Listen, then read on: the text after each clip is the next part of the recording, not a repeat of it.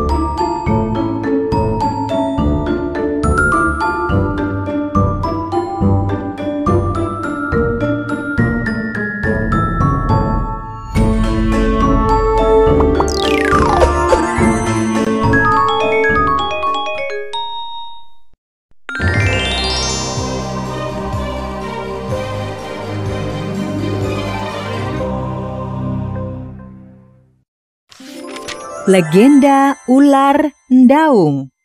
Cerita dari Provinsi Bengkulu. Pada zaman dahulu, pada sebuah puncak gunung yang terletak di wilayah Bengkulu, hiduplah seekor ular raksasa. Oleh masyarakat setempat, ular raksasa tersebut dikenal dengan nama Ular Ndaung. Terletak di pesisir barat Pulau Sumatera. Di bagian timur, Provinsi Bengkulu berbatasan dengan Provinsi Sumatera Selatan dan Jambi. Di bagian selatan berbatasan dengan Provinsi Lampung, dan di bagian utara berbatasan dengan Provinsi Sumatera Barat. Sedangkan di bagian barat Provinsi Bengkulu terhampar salah satu lautan terbesar di dunia, yaitu Samudra Indonesia. Legenda tentang ular Ndaung dimulai dari kisah seorang perempuan tua dan 3 orang putrinya. Mereka menempati sebuah rumah sederhana di pinggiran hutan tidak jauh dari gunung tempat ular Ndaung bersemayam. Untuk memenuhi kebutuhan sehari-hari, keluarga tersebut mengandalkan ladang yang ada di belakang rumah mereka. Sayangnya, di keluarga yang miskin itu hanya wanita tua dan putri bungsunya yang rajin bekerja.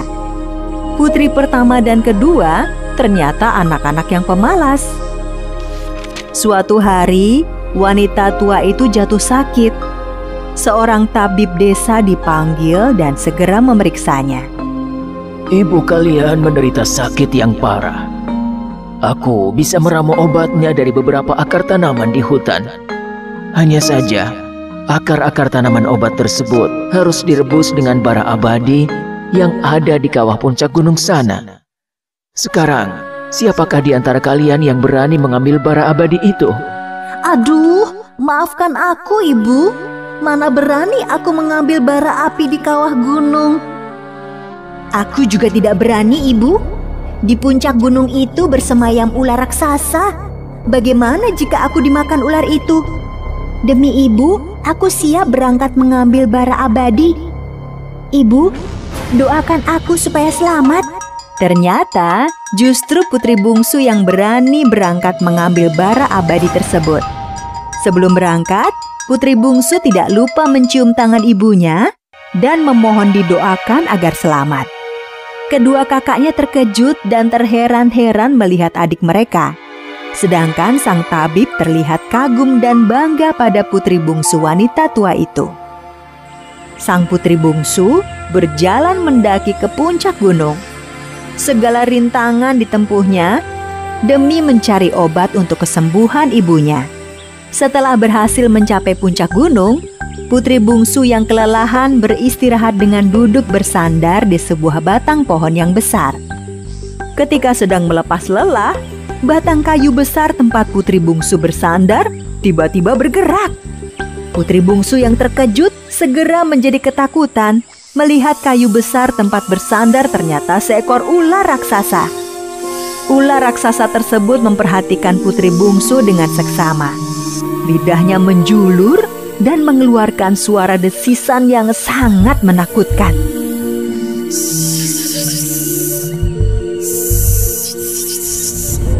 Apakah ular raksasa tersebut marah dan akan memakan putri bungsu? Wah, siapakah engkau? Dan kenapa ada di puncak gunung ini? Putri bungsu kemudian menceritakan tentang penyakit yang menimpa ibunya. Ular Ndaung merasa sedih mendengar cerita si putri bungsu. Tanpa terasa, ular Ndaung meneteskan air mata. Putri bungsu merasa terharu melihat ular Ndaung meneteskan air mata mendengar ceritanya. Tenang saja, putri bungsu. Aku akan mengembalikan bara abadi itu. Kan tidak mungkin kamu turun ke bawah sana. Terima kasih ular Ndaung. Meskipun ular, tapi ternyata kamu sangat baik hati dan tidak jahat. Ular Ndaung segera turun ke dalam kawah mengambil bara abadi. Sedangkan putri bungsu mengamati dari bibir kawah. Tiba-tiba terdengar ledakan dari dalam kawah. Asap putih menjadi sangat tebal sehingga putri bungsu tidak bisa melihat ular Ndaung. Ular, apakah kamu baik-baik saja? Berkali-kali putri bungsu memanggil ular Ndaung, tetapi tidak ada jawaban. Putri bungsu pun menjadi sangat cemas. Ketika putri bungsu dilanda kecemasan, tiba-tiba terlihat ular Ndaung merayap dari bawah kawah, menembus asap putih yang tebal.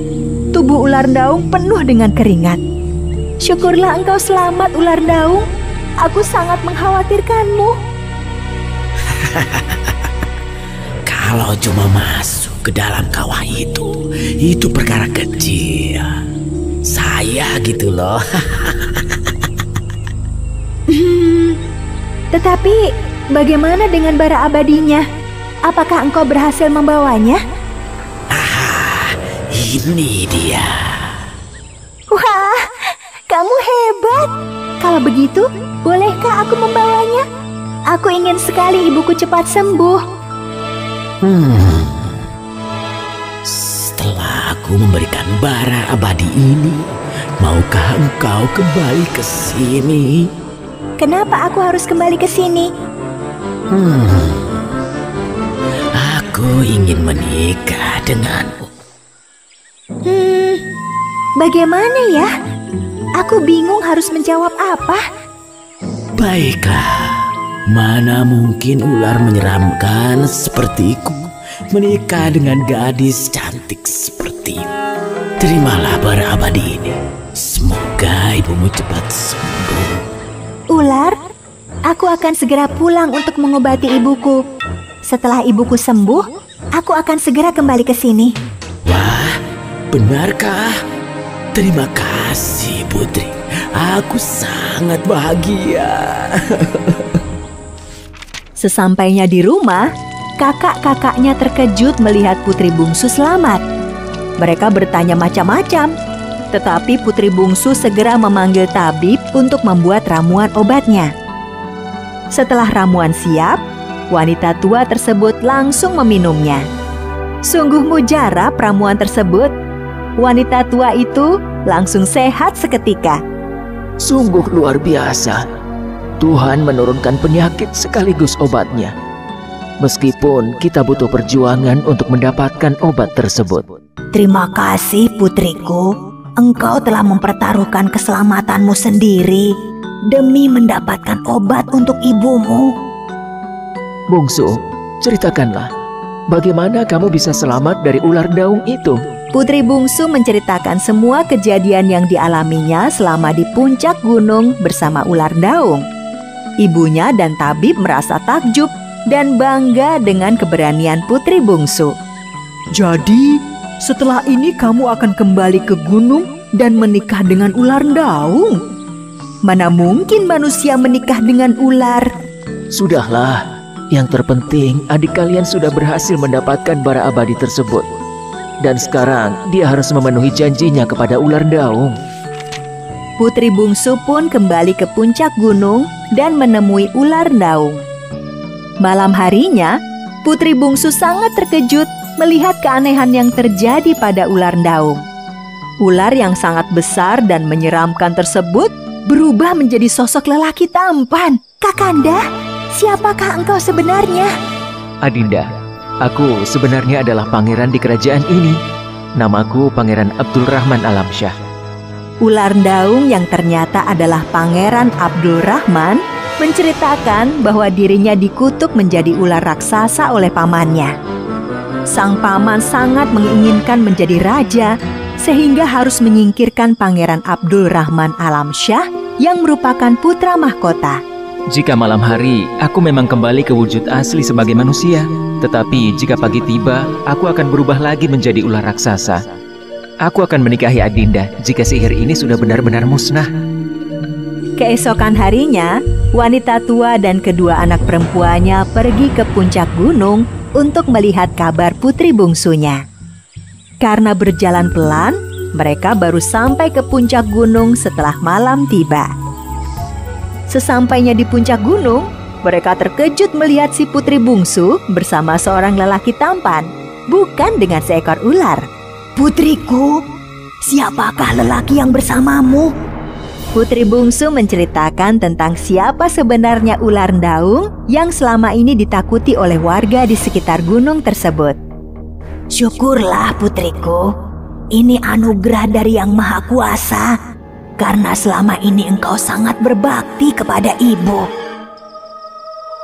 Ketika malam telah larut, kedua kakak putri bungsu yang merasa iri ternyata merencanakan sesuatu. Melihat ibu, adiknya, dan Pangeran Abdul Rahman telah tidur, mereka berdua diam-diam membakar kulit ular milik Pangeran Abdul Rahman Alamsyah. Mereka mencoba memfitnah adiknya dengan meletakkan abu bekas kulit ular tersebut di dekat si putri bungsu.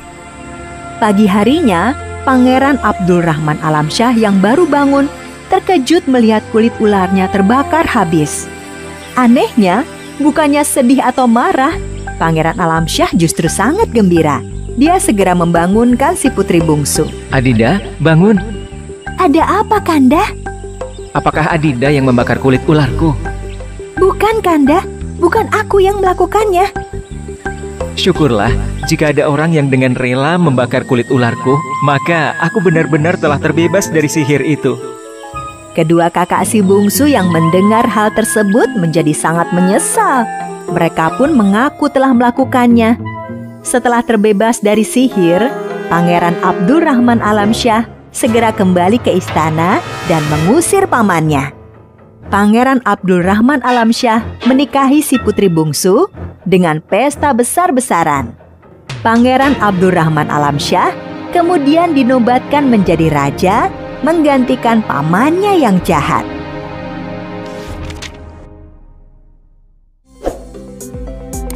Halo teman-teman, subscribe di tombol merah di bawah ini ya. Like dan share juga di media sosial teman-teman. Dan satu lagi, isi komentar, usulan, atau saran juga ya. Terima kasih.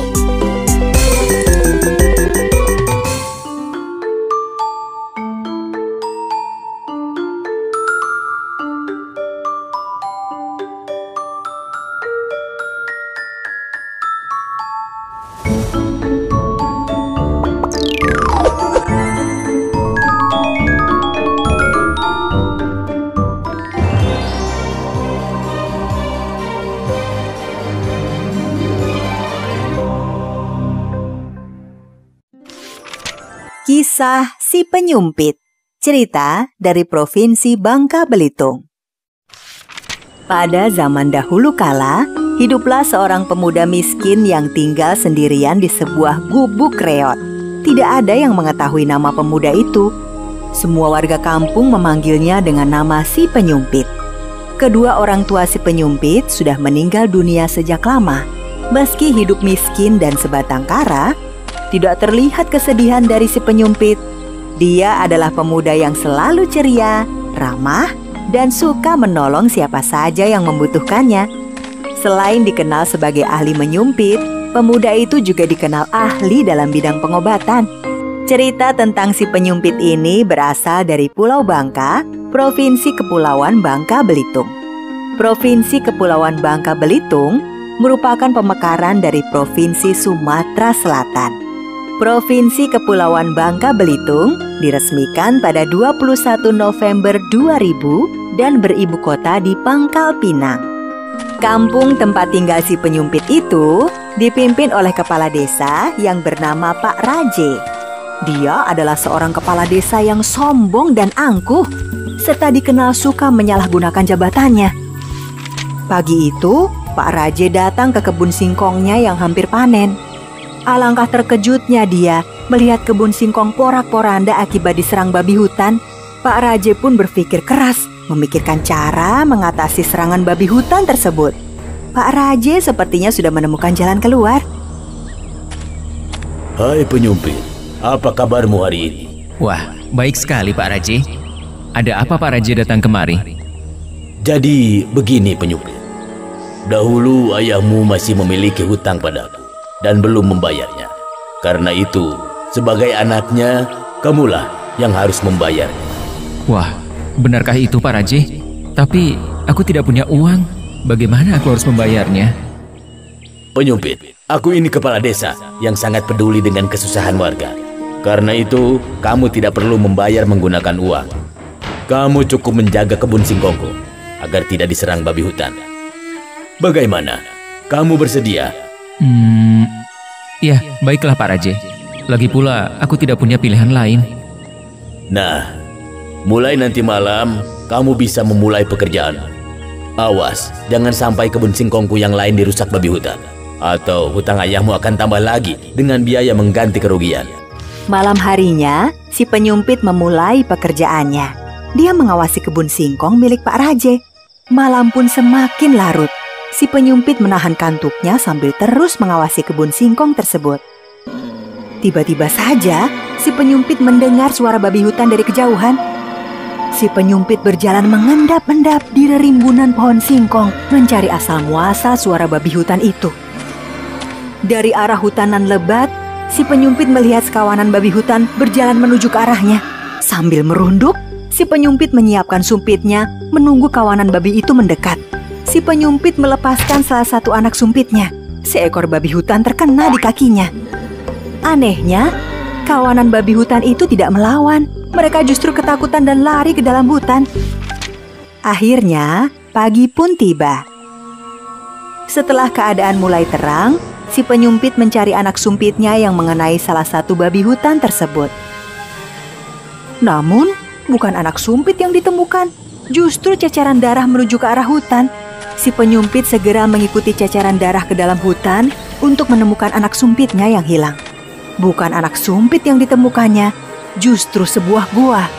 Si penyumpit juga melihat ceceran darah masuk ke dalam gua. Si penyumpit masuk ke dalam gua dan melihat 2 ekor babi hutan. Seekor babi hutan terlihat tergeletak dengan anak sumpit di kakinya. Siapa kamu? Bagaimana bisa sampai ke sini? Bagaimana mungkin babi hutan bisa bicara? Tentu saja, kami adalah babi hutan penunggu hutan ini. Kami bisa bicara kepada manusia yang kami kehendaki. Sekarang katakan siapa dirimu? Orang-orang memanggil saya si penyumpit. Saya kemari mencari anak sumpit yang menancap di kaki seekor babi hutan. Anak sumpitmu menancap di kaki putriku. Lihatlah, dia sangat kesakitan. Saya sungguh minta maaf. Saya hanya menjaga kebun milik kepala desa kami. Anak muda, jika manusia tidak serakah menebangi hutan hingga persediaan makanan kami habis, maka kami tidak akan mengganggu kebun milik manusia. Apa yang kami lakukan hanyalah mencari makan untuk sekedar bertahan hidup. Oh iya, saya memiliki sedikit pengetahuan dalam pengobatan.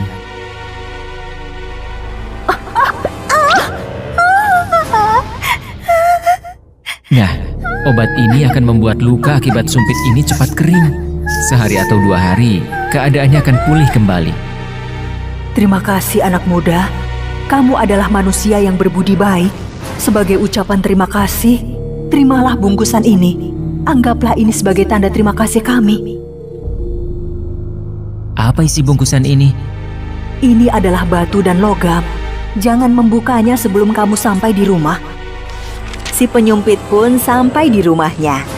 Dia segera duduk di depan rumahnya untuk beristirahat. Tiba-tiba dia teringat sebuah buntalan yang diberikan oleh babi hutan. Wah, ternyata berlian dan emas. Jadi ini yang dimaksud sebagai batu dan logam oleh babi hutan itu. Si penyumpit pun bisa membeli rumah besar dan membayarkan hutang almarhum ayahnya kepada Pak Raje.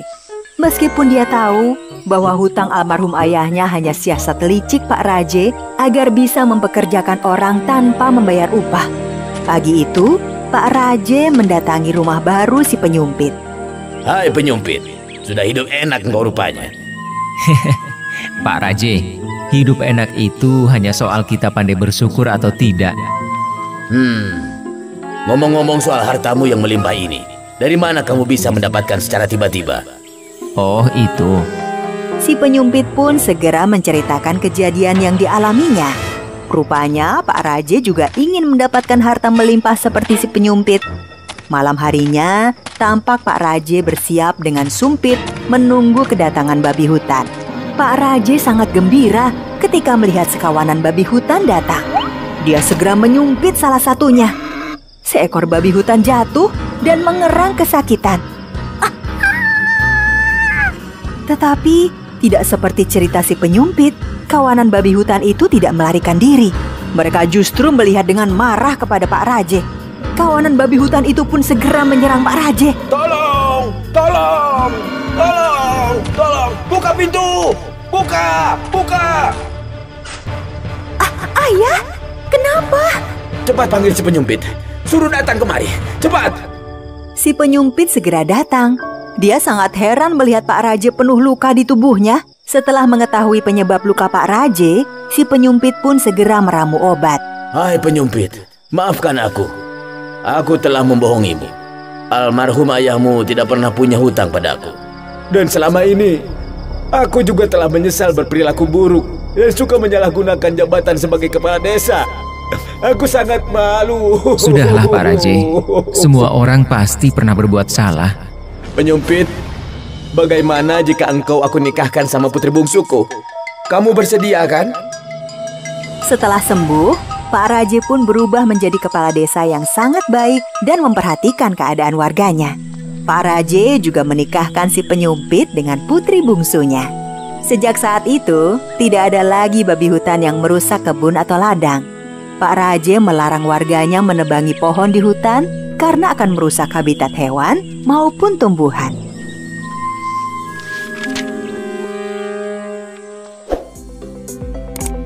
Halo teman-teman, subscribe di tombol merah di bawah ini ya. Like dan share juga di media sosial teman-teman. Dan satu lagi, isi komentar, usulan, atau saran juga ya. Terima kasih.